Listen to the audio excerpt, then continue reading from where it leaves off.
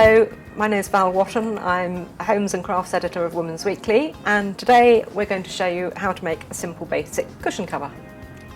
You will need your cushion pad, your choice of fabric, and 45 centimetres of fabric at least 90 centimetres wide is enough for a 40 centimetre square cushion. You'll need matching thread and a sewing machine. Otherwise, the only equipment you need are things like a tape measure, ruler, set square, a dressmaker's chalk pencil, and a needle and scissors. To cut out your cushion cover, measure your cushion pad, or check the size on the label, and add 3 centimetres to each measurement to allow for 1.5 centimetre seam allowances. Mark this area out on your fabric, once for the cushion front and again for the cushion back, using a ruler and set square and a dressmaker's chalk pencil. If you want to centre a pattern or motif, then make a pattern from tracing paper or greaseproof paper that you can see through. Position it on your fabric and draw around this. Then cut the pieces out and iron them. Lay your cushion front and back together with the right sides facing, then measure 1.5 centimetres in from each edge to mark your stitching lines. Mark these and draw them in with a tailor's chalk pencil, and then you have a nice straight line to follow when you're machine stitching. You will have to leave one side of your cushion cover open to insert the cushion pad, so leave a gap on the base edge and start and finish your line just a couple of inches in from the corner. Pin the 2 layers of fabric together along the stitching line, then tack with a contrasting colour thread so you can see it to pull it out easily.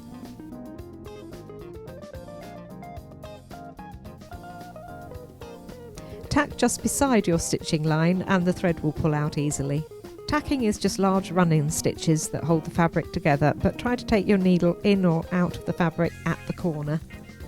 Now it's time to machine stitch your cover. Stitch along your chalk line, starting and finishing with a few reverse stitches to secure your thread ends.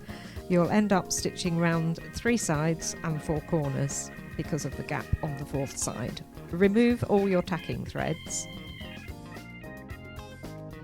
On medium or heavyweight fabrics, trim away excess fabric at the corners by snipping diagonally across the seam allowance, but be careful not to cut across the stitching. Turn the cushion cover right side out. Poke out the corners so they're nice and square. It's virtually complete now, so give the whole thing a good press with an iron. You then need to insert the cushion pad into the cover, pushing the corners right into the corners. Folding in the seam allowance, pin the 2 edges together to close the gap. Finally, using a needle and thread to match your cushion cover, stitch the opening closed.